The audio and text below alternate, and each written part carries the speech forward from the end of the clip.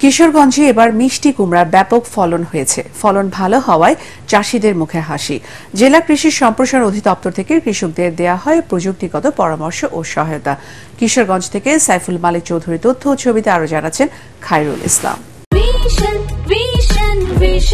100% copper কন্ডেন্সারে তৈরি vision fridge, তাই গুণে মানে অটুট থাকে বছরের পর বছর। এবার 1010 হেক্টর জমিতে মিষ্টি কুমড়ার আবাদ হয়েছে কিশোরগঞ্জে। এর মধ্যে সবচেয়ে বেশি আবাদ হয়েছে তারাইল, ইকনা ও কুলিয়ারচর 3 উপজেলায়। কম খরচে বেশি লাভ হওয়ায় দিন দিন বাড়ছে মিষ্টি কুমড়ার আবাদ। ফলন ভালো হওয়ায় সুদিনের স্বপ্ন দেখছেন এই অঞ্চলের চাষিরা।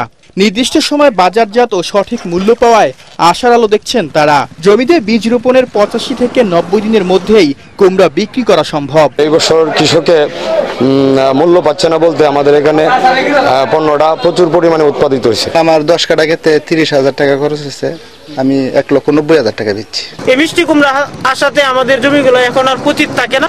আমরা এই দেশের কৃষক অনেক ভালো লাভবান। জেলার কয়েকশো উপজেলায় এবার মিষ্টি কুমড়া সহ অন্যান্য সবজিরও ভালো ফলন হয়েছে। আমাদের মূলত টার্গেট হচ্ছে কৃষকদেরকে কিভাবে নিরাপদ সবজি এবং এই সবজির যাতে বাইরে রপ্তানি করতে পারে এই জন্য আমরা পরামর্শ দিয়ে থাকি। এবং এখানকার কৃষকরা অত্যন্ত আধুনিক এবং বিভিন্ন ধরনের আধুনিক প্রযুক্তি তারা গ্রহণ করতেছে, যার কারণে কৃষকরা প্রতিনিয়ত ধান ফসলের পাশাপাশি এখন সবজিতে তারা আবাদ করতে ধাবিত হচ্ছে। যেখানে প্রতি একরে উচ্চ ফলনশীল ধান হতো 6 থেকে 7 মেট্রিক টন, সেখানে মিষ্টি কুমড়ার আবাদ হয় 30 থেকে 35 মেট্রিক টন। এতে সবজি চাষে আগ্রহী হচ্ছেন কৃষকরা। Bureau report, ATN Bangla.